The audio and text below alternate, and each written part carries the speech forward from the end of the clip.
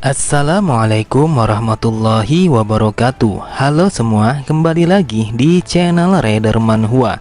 Kali ini Mimin akan melanjutkan sebuah komik yang berjudul Evolusi Necromancer Terkuat. Apabila kalian masih bingung dengan alur ceritanya, kalian bisa cek deskripsi atau langsung saja menuju playlist yang ada di halaman channel ini untuk memulainya dari part 1. Tanpa basa-basi lebih jauh, mari kita masuk di part 19. Cerita dimulai. Terlihat Andreas yang memulai latihannya bersama Deskran. Andreas bergumam, "Sungguh sialan, tekanan yang kurasakan darinya jauh lebih kuat daripada Salem. Aku tidak menyangka kalau dia langsung memberikan tes kepadaku dengan cara yang seperti ini." Dengan tatapan mata yang tajam, Deskran berkata, "Ada apa dengan dirimu? Bukankah sudah aku katakan kalau kau boleh menyerangku?" Mendengar itu, Andreas berpikir, apakah Pak Tua ini meremehkanku karena dia ingin melawanku hanya dengan sebatang kayu? Aku yakin kalau aku pasti bisa mengalahkannya. Kemudian Andreas pun berlari dan melompat sambil mengayunkan pedangnya kepada Deskran. Akan tetapi serangan yang dilancarkan oleh Andreas tidak ada satupun yang mengenai tubuh Deskran. Deskran pun berkata, "Aku sudah bisa memahami kemampuan yang kau miliki hanya dengan melihatnya. Sekarang bukan saatnya untuk melatih teknik berpedangmu karena gaya bertarungmu hanya mengandalkan berbagai macam trik yang kau miliki." Sambil memutar badan Andreas, Deskran kembali berkata, "Gerakanmu terlalu mudah untuk dibaca dan juga kau terlalu mengandalkan kecepatanmu. Yang lebih penting lagi, kau sama sekali tidak bisa membaca gerakan lawanmu yang kau hadapi, dan juga di sebuah pertarungan kau sama sekali tidak berpengalaman." Benar saja, dengan mudahnya Deskran langsung menghempaskan Andreas dengan begitu kuat ke atas tanah sehingga membuat Andreas berteriak kesakitan. Deskran berkata, "Kau tidak perlu khawatir karena secara alami kemampuanmu akan berkembang saat kau berlatih bersamaku." Beberapa saat kemudian, hari pertama aku berlatih di Gunung Kelatan. Aku melawannya dengan sekuat tenaga, namun Pak Tua itu dengan santainya menghalau seranganku hanya dengan sebatang kayu. Pada hari ketujuh setelah kami selesai berlatih, seperti biasanya aku selalu memakan kentang rebus karena hanya kentang ini yang selalu disuguhkan kepadaku. Dan pada hari ke-15 aku berlatih dengan mengayunkan pedangku sambil menghindari batang pohon yang bergerak dengan pergerakan random. Lalu pada hari ke-22, meski aku sudah berlatih dengan sekuat tenaga, namun tetap saja aku masih belum bisa melancarkan satu buah serangan kepada Deskran.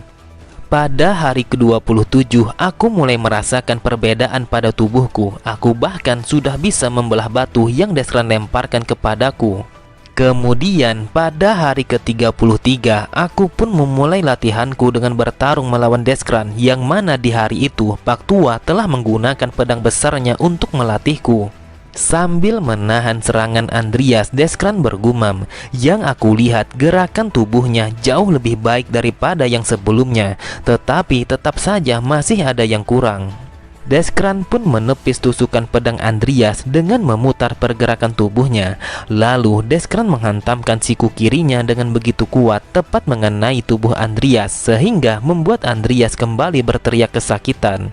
Tidak sampai di situ saja, Deskran juga menyerang Andreas dengan sebuah tendangan yang mana membuat Andreas langsung terlempar ke belakang. Deskran berkata, "Dengarkan aku baik-baik, saat kau bertarung kau tidak memiliki waktu yang cukup untuk berpikir. Tetapi aku tetap mengakui tekad yang kau miliki karena selama ini kau sama sekali tidak mengeluh." Akan tetapi Deskran langsung terdiam ketika sebuah serangan yang Andreas lancarkan telah mengenai sedikit wajahnya. Dengan nafas yang tersengal-sengal, Andreas berkata, "Sebagai seorang master berpedang yang sangat hebat, tidak seharusnya kau lengah saat bertarung melawan musuhmu. Bukankah itu yang sering kau katakan saat kau melatihku? Jadi lain kali lebih baik kau harus tetap waspada." Melihat Andreas yang tersungkur, Deskran bergumam, "Dia baru saja mengumpulkan auranya dan melemparkannya kepadaku. Awalnya aku pikir bahwa bocah ini belum cukup pandai untuk menggunakan seni berpedang." Tetapi aku salah, apakah bocah ini melakukannya hanya dengan nalurinya?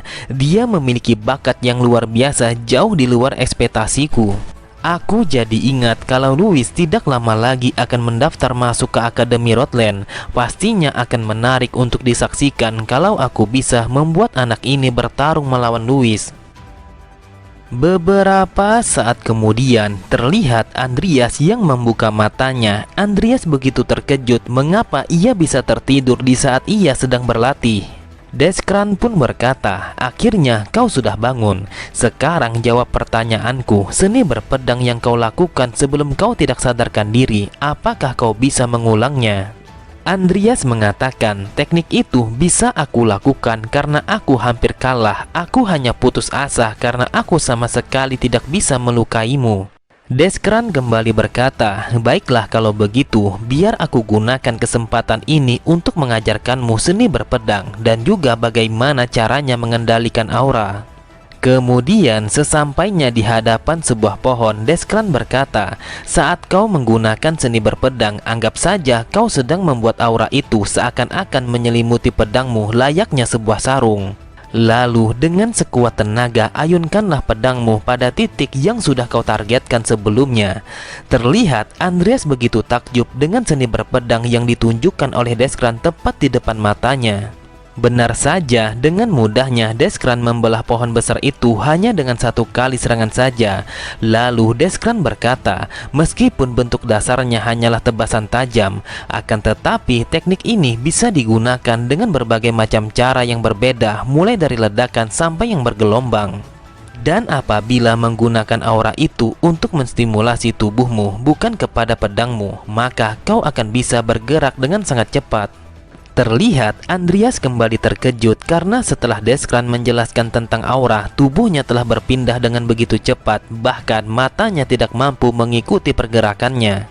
Melihat reaksi Andreas sambil tertawa, Deskran berkata, "Teknik aura mistik, dan ini adalah puncak penggunaan aura. Teknik ini dibuat dengan teori yang sama dengan semua teknik yang baru saja aku tunjukkan kepadamu. Kau menyelimuti tubuhmu ataupun pedangmu dengan aura dan aturlah kekuatannya sesuai dengan kebutuhanmu. Tetapi ini belumlah saatnya kau untuk mempelajarinya. Jadi untuk sekarang kau harus mempelajari seni berpedang terlebih dahulu." Kemudian Andreas mencoba mempraktekkan apa yang diajarkan oleh Deskran tentang seni berpedang yang sebenarnya. Namun tiba-tiba saja di tengah latihannya, Andreas langsung terdiam ketika sebuah notifikasi telah muncul di hadapannya. Di sana tertulis bahwa Andreas telah memenuhi syarat untuk melakukan evolusi bakat combatnya sebanyak 30%. Di dalam hatinya Andreas berkata, "Aku berlatih sekeras itu, tidak kusangka skill combat tingkat jenius yang kumiliki bisa sampai ke level evolusi." Lalu setelah Andreas melakukan evolusi combatnya, Andreas pun bersiap untuk melakukan serangan dengan pedangnya kepada pohon itu. Benar saja, pohon besar itu langsung terbelah menjadi beberapa bagian setelah terkena tebasan aura yang Andreas lancarkan. Terlihat Deskran sangatlah terkejut karena tidak membutuhkan waktu yang lama, bocah yang ada di hadapannya mampu menguasai teknik yang ia ajarkan.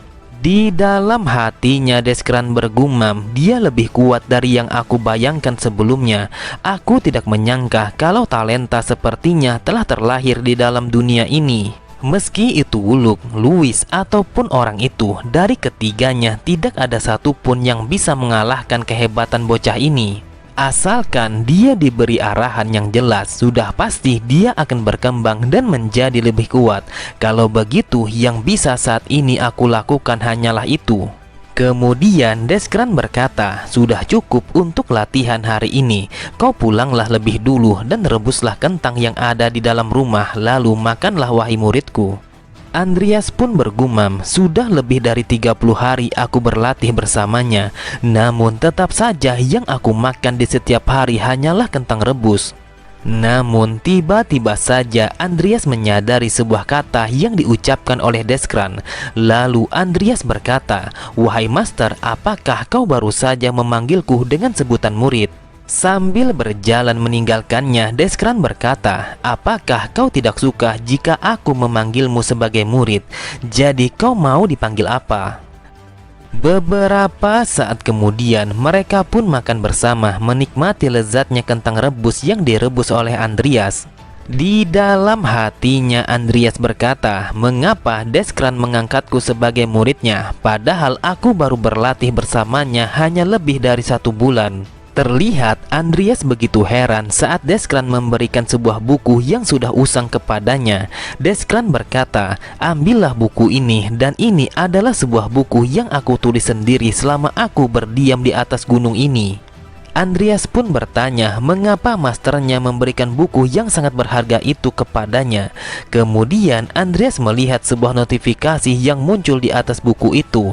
Di sana tertulis bahwa di dalam buku itu telah berisi pengetahuan yang luas tentang teknik berpedang. Ini adalah buku skill Deskran, sebuah item yang bisa mengembangkan skill kita, sama seperti buku Black Magic yang Morne berikan kepadaku. Itu artinya aku juga bisa menggunakan teknik berpedang tanpa ego, sama seperti yang Deskran gunakan. Melihat Andreas yang tidak mengatakan sepatah kata pun setelah ia memberikan sebuah buku yang ia tulis sendiri. Sambil tertawa Deskran berkata, sepertinya kau sangat benci diajari langsung oleh orang tua sepertiku. Andreas pun berkata, tidak seperti yang Master katakan, hanya saja aku begitu terkejut karena Master telah memberikan sebuah buku yang sangat berharga kepadaku. Deskran kembali berkata, jujur saja meski aku sangat ingin mengajari muridku secara langsung, tetapi jika terlalu banyak mengajari maka itu akan bisa meracuni talenta, terutama orang yang sepertimu yang tubuhnya dipenuhi oleh aura.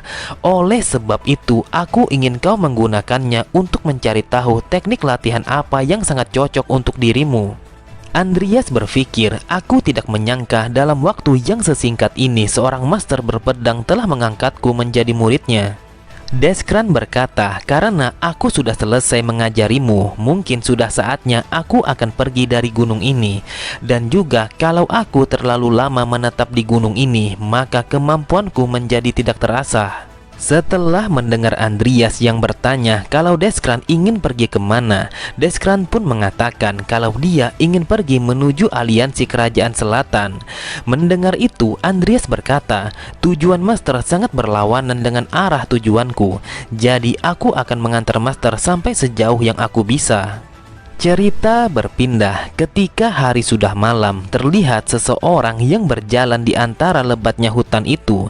Di dalam hatinya ia berkata, aku sangat lapar sekali, bahkan untuk berjalan saja aku rasa aku sudah tidak sanggup. Aku tidak tahu sudah berapa lama aku berjalan melewati lebatnya hutan ini. Kakek, semua orang di dalam desa telah mati dan hanya aku saja saat ini yang tersisa. Aku harus bagaimana? Aku tidak tahu apa yang harus aku lakukan lagi. Karena tenaganya telah habis terkuras, orang itu pun langsung terjatuh ke atas tanah dan tidak sadarkan diri. Tidak lama kemudian, hujan pun mulai turun perlahan membasahi tubuh orang itu yang masih terkapar di atas tanah. Dan tanpa ia sadari, ada seseorang yang datang memegang kepalanya untuk memastikan identitasnya. Ternyata orang yang memegang kepalanya itu adalah Andreas. Andreas tidak menyangka bahwa orang yang terkapar itu adalah Benjamin Anakis. Andreas pun berkata, aku tidak menyangka kalau aku bisa bertemu dengan seorang karakter yang bisa dimainkan di tempat yang seperti ini. Anakis adalah seorang ahli spesial berpedang dengan trait yang ia miliki bernama Dewa Berpedang. Kalau Anakis ada di sini, itu berarti pedang besar yang ia bawa adalah pedang iblis yang bernama Rubens. Itu adalah sebuah pedang yang disegel di dalam desa Anakis selama beberapa generasi. Jika pedang iblis itu telah muncul di tempat ini, itu artinya desa Anakis telah diserang oleh sekelompok orang. Orang-orang itu memakai topeng berwarna kuning dan juga berjubah hitam, dan mereka tidak segan membunuh siapapun asalkan mereka bisa mendapatkan apa yang mereka mau. Di dalam game ini, dia berhasil melarikan diri sambil membawa pedang iblis itu. Kalau begitu, aku tidak bisa mengabaikannya begitu saja. Karena yang aku inginkan, aku juga perlu membuat karakter sepertinya bisa berhutang budi kepadaku. Beberapa saat kemudian, Andreas pun menyalakan api unggun untuk menghangatkan tubuh mereka dan juga membakar beberapa makanan. Terlihat Anakis membuka matanya secara perlahan karena ia mencium bau makanan yang dibakar oleh Andreas. Menyadari kalau Anakis sudah terbangun, Andreas berkata, "Akhirnya kau sudah sadarkan diri. Lalu mengapa kau berada di dalam hutan ini?" Sontak Anakis begitu terkejut. Ia bertanya-tanya siapa sebenarnya orang yang ada di hadapannya itu. Dengan santainya Andreas berkata, "Ambillah daging ini dan makanlah secara perlahan. Aku yakin kalau kau sangatlah kelaparan." Anakis tidak mau menerima makanan yang diberikan oleh Andreas begitu saja karena Anakis berpikir bisa saja kalau itu adalah sebuah jebakan. Melihat reaksi Anakis yang begitu waspada, Andreas pun berkata, "Kau tidak usah khawatir, jika aku ingin membunuhmu, maka sudah lama kau mati di tempat ini. Dan juga dari yang aku lihat, pedang itu sangat penting bagi dirimu, tetapi kau butuh tenaga untuk membawa pedang besar itu kemana-mana. Jadi sebaiknya kau makanlah terlebih dahulu agar kekuatanmu kembali pulih." Tiba-tiba saja Anakis teringat akan masa lalunya. Ia ingat bagaimana kakeknya mengisahkan tentang sejarah pedang iblis yang sangat berharga itu. Ia juga teringat bagaimana mereka menyegel pedang besar itu agar kekuatannya tidak meluap dan berdampak kepada seluruh desa. Sontak seketika itu juga Anakis meneteskan air matanya dan menangis terseduh-seduh karena pikirannya begitu berkecamuk setelah desanya yang dihancurkan oleh sekelompok orang yang tidak dikenal. Melihat itu, Andreas bergumam, "Dia mengingatkanku kepada Sohe, sama seperti di dalam game, dia sangatlah sensitif." Kemudian Andreas berkata, "Sudah aku bilang ambillah daging ini. Asal kau tahu tanganku sudah pegal memegangnya dari tadi, jadi ambillah sekarang juga." Melihat Anakis yang makan dengan lahapnya, Andreas pun mengatakan kalau ia selesai makan, maka dia harus meminum sebuah ramuan yang mana ramuan itu bisa memulihkan kekuatannya. Sambil menangis, Anakis mengatakan kalau dia sangat berterima kasih kepada Andreas karena dia telah menolongnya, meskipun mereka berdua sama sekali tidak mengenal satu sama lain. Saat mendengar ucapan rasa terima kasihnya yang begitu tulus, Andreas pun hanya tersenyum karena ini termasuk dalam rencananya untuk membuat Anakis percaya kepadanya. Akan tetapi, tiba-tiba saja Andreas menyadari kehadiran beberapa orang yang mengintai mereka dari arah kejauhan. Andreas berkata, "Kalian bukanlah pengemis, kalian tidak boleh berkerumun seperti itu hanya untuk melihat orang lain sedang makan." Benar saja, dari atas tebing yang tinggi itu terlihat sekelompok orang telah datang sambil membawa senjata mereka. Salah satu dari mereka berkata, "Intuisimu lumayan tajam, sampai-sampai kau bisa menyadari kehadiran kami." Terlihat Anakis begitu marah, matanya menjadi hitam dan urat-urat wajahnya mulai membesar yang menandakan dia sangatlah marah. Anakis bergumam, "Dasar bajingan, merekalah yang telah membunuh kakekku dan juga penduduk desa." Melihat Anakis yang begitu marah, Andreas berkata di dalam hatinya. Reaksinya langsung berubah setelah melihat orang-orang itu. "Aku yakin kalau merekalah yang telah menyerang desa Anakis." Mereka adalah pasukan akolit, sekelompok orang yatim piatu yang dibesarkan oleh Jester sebagai kelompok pembunuh pribadinya. Entah kenapa mereka mengingatkanku pada kehidupanku yang sebelumnya, seorang prajurit berbakat yang dilatih sampai ke tingkat pasukan khusus dan bahkan mereka bisa menggunakan magic dasar. Lalu setelah mereka bisa menggunakan aura, mereka akan diberikan sebuah topeng sebagai bukti atas kemampuan mereka. Mereka memang patut dikasihani, tetapi mereka bukanlah tipe orang yang bisa diajak bernegosiasi dengan mudah, jadi aku harus berhati-hati.